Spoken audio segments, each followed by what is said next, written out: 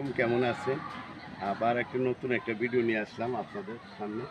এই যে দেখতে পাচ্ছেন, এটা হলো লাউ গাছ। ওই যে লাউ গাছের ফুল আসতেছে, অলরেডি লাউ ওইখান থেকে কেটে বিক্রিও করা হচ্ছে। এই যে লাউ লাউ গাছ, তারপরে হইলো কলা গাছের চারা, কলা আছে। আর এখানে যেগুলো দেখতে পাচ্ছেন এগুলো হলো বেগুনের চারা, লাল শাক, তারপরে মরিচ আছে। পাশাপাশি এই যে এটা নিয়মিতভাবে কিন্তু পানি দিতে হবে, তারপরে কারণ হবে না। এই যে এটা হলো মিষ্টি কুমড়া চারা, মিষ্টি কুমড়া ছাড়া।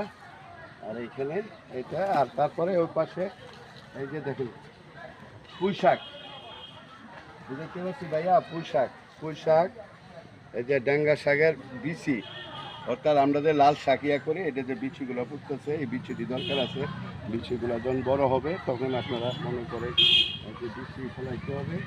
আর আমি আবার এদিকে চলে আসলাম, এদিকে বন্ধুরা অনেক সিরিয়াল ধরে, অর্থাৎ আপনারা যখন চারা লাগাবেন এই লাইন ধরে করবেন, মানে একটার থেকে দূরত্ব থাকতে হবে, 1 থেকে 1.5 হাত দূরত্ব, এইভাবে সোজা লাইন ধরে চারা লাগাইতে হয়। তাহলে আপনার সুবিধা হবে, ফলটা দিব ভালো করে, ফলনটা দিব দেখি। 1 থেকে 1.5 হাত দূরত্ব রাখিয়া আপনারা কাজ করতে হবে।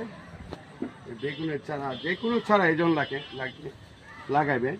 এই যে কলার ছুরি, আর এই যে দেখেন ভাইয়ারা, এটা একটা শাক, আপনারা এই শাকগুলো জানেন কিনা?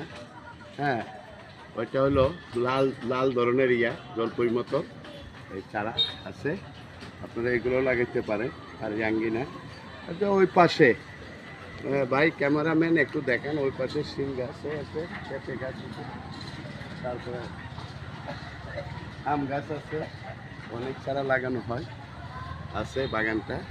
তো আপনাদের বাড়ির আঙ্গিনায় যে সকল একটু জায়গা, খালি জায়গা পড়ে থাকে, এগুলাতে আপনারা শাকসবজি, বিভিন্ন যে টমেটো চারা লাগানো আছে, সব কিছু আপনারা লাগাইতে পারেন।